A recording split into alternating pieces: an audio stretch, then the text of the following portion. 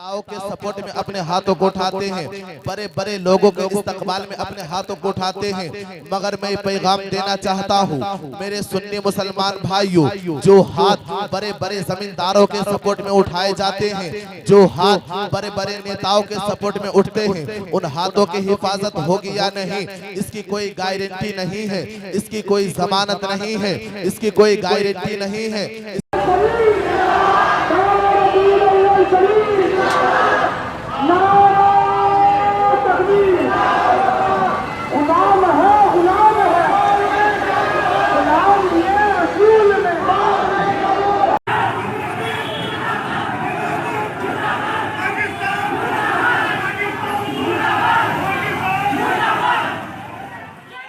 नेपाल में पुष्प कमल दहल की सरकार ने अपने देश को इस्लामिक खतरे से बचाने के लिए एक्शन तेज कर दिया है। पिछले महीने 7 अक्टूबर को जब इजराइल में गाजा के आतंकियों ने उत्पात मचाया था, तब उनकी जद में नेपाल के नागरिक भी आए थे। बाद में नेपाल ने भारत की मदद से अपने नागरिकों को इजराइल से बाहर निकाला था, लेकिन इसके बावजूद काठमांडू समेत मध्य एशिया और नेपाल के सीमावर्ती क्षेत्रों में मुसलमानों ने हमास के हमले पर जमकर जश्न मनाया था। यह घटना तब हुई थी जब कुछ दिनों पहले ही नेपाल के कई इलाकों में मुसलमानों ने दंगे शुरू कर दिए थे। लेकिन अब नेपाल प्रशासन फुल एक्शन में आ गया है और नेपाल के इतिहास में पहली बार हुआ है जब मुसलमानों की धार्मिक सभा इज्तिमा पर नेपाल सरकार ने रोक लगा दी है। यही नहीं, नेपाल सरकार इज्तिमा के लिए होटल और इसके लिए बाहर से आए मुसलमानों को 24 घंटे के अंदर जगह खाली करने के निर्देश दिए हैं। दरअसल 21 से 23 नवंबर तक नेपाल में होने वाली मुसलमानों की धार्मिक सभा में इजराइल के खिलाफ नारेबाजी और आंदोलन की प्लानिंग की जा रही थी। कहने को यह एक धार्मिक आयोजन था, लेकिन इसकी आड़ में खतरनाक इस्लामिक गतिविधियों को अंजाम दिया जाना था। यहां तक कि सरकार को भी इस कार्यक्रम का उद्देश्य नहीं बताया गया था। नेपाल के पूर्वी हिस्से में स्थित सुनसारी जिले के दुबी और इटेरी में 3 दिनों तक यह इज्तिमा चलना था। इसके लिए कट्टरपंथियों ने कितनी बड़ी तैयारी की थी, इसका अंदाजा इसी से लगा सकते हैं कि यहाँ 80 नौ के ग्राउंड पर रेस्तरा लगाया गया था, जिसमें 50,000 मुसलमानों के रहने और बैठने की व्यवस्था की गई थी।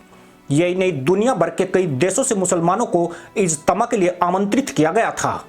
नेपाली मीडिया की माने तो इस इज्तिमा में हिंदू और बौद्धों के खिलाफ आक्रामक बयानबाजी और हमास के समर्थन में प्रदर्शन भड़कने की आशंका थी। यही नहीं, भारतीय सीमा से जुड़ा होने के कारण यहाँ हालात बेकाबू हो सकते थे। मुसलमानों की इस खतरनाक साजिश का पता लगते ही नेपाली गृह मंत्रालय ने इस कार्यक्रम पर रोक लगाने के निर्देश जारी कर दिए। सुरक्षा अधिकारियों ने तुरंत ही वहां आए लोगों को खदेड़ने की कार्रवाई शुरू कर दी। इतना ही नहीं, नेपाल में घुस चुके मुसलमानों को 24 घंटे के भीतर जिला छोड़ने का अल्टीमेटम दे दिया। बताया गया कि नेपाल सरकार ने यह कदम भारतीय खुफिया एजेंसियों से मिले इनपुट के बाद उठाया है। जिला प्रशासन को पुख्ता सूचना मिली थी कि इज्तिमा के नाम पर कुछ ऐसे कट्टर मुस्लिम मौलाना और कथित धर्मगुरु आने वाले हैं जिनका भारत और उसके कई सहयोगी देशों ने अपने यहाँ आने पर प्रतिबंध लगाया हुआ है। परंतु यह मामला जितना छोटा नजर आता है उससे कहीं ज्यादा बड़ा है। लोकतांत्रिक देशों में वोट बैंक पॉलिसी की कामयाबी के बाद अब मुसलमानों ने एक समय हिंदू राष्ट्र रहे नेपाल में अपना प्रभाव बढ़ाना शुरू कर दिया है। जैसे जैसे यहाँ मुसलमानों की आबादी बढ़ी है, वह वोट बैंक को हथियार बनाकर नेताओं और प्रशासन को एकड़ी दिखा रहे हैं।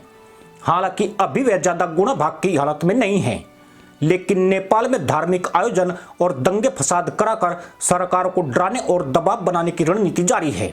इस इज्तिमा के जरिए नेपाली मुस्लिम बाहरी मुसलमानों को बुलाकर बड़ा गेम खेलने की कोशिश में थे। अक्टूबर महीने की शुरुआत में ही भारत के इस पड़ोसी देश के बांके जिले नेपालगंज में भारी सांप्रदायिक हिंसा भड़क उठी थी। तब यहां मुस्लिमों ने सिर तन से जुदा और लब लब्बैक के नारे लगाए थे। साल 2020 में सप्तरी जिले के झांझर में इज्तिमा हुआ था। तब दुनिया भर के मुसलमानों का जनसैलाब उमड़ पड़ा था। तब इंडोनेशिया, दक्षिण अफ्रीका, बांग्लादेश, सऊदी अरब, इंग्लैंड, बहरीन, कुवैत, दोहा के अलावा भारत से लाखों की संख्या में मुसलमान नेपाल पहुंचे थे, जिन्होंने नेपाल की सुरक्षा व्यवस्था तार तार कर डाली थी और परिवहन व्यवस्था की धज्जियां उड़ाते हुए जमकर गुंडई की थी। खास बात यह है कि नेपाल में 15 लाख की मुस्लिम आबादी रहती है, लेकिन वह इतने बड़े कार्यक्रम का आयोजन विदेशी फंडिंग से करते हैं। इस दौरान सैकड़ों विदेशी मुस्लिम नेपाल में आकर गायब भी हो जाते हैं। कहा जाता है कि स्थानीय मुसलमान घर जवाई पॉलिसी के तहत अपनी बेटियों की शादी उनसे करते हैं, जिसके बाद मुसलमानों की जनसंख्या नेपाल में तेजी से बढ़ती जा रही है। हालांकि नेपाल सरकार ने हाल ही में 3 तलाक कानून और समान नागरिक संहिता जैसे कानूनों को लागू करने की दिशा में कदम बढ़ा दिए हैं। नेपाली सुप्रीम कोर्ट ने शरिया कानूनों को गैर संवैधानिक करार दिया है, लेकिन बावजूद इसके नेपाल में इस्लामिक आतंकवाद लगातार अपनी जड़ें मजबूत कर रहा है। इसी के साथ अनुमति दोस्तों, जय हिंद, वंदे मातरम।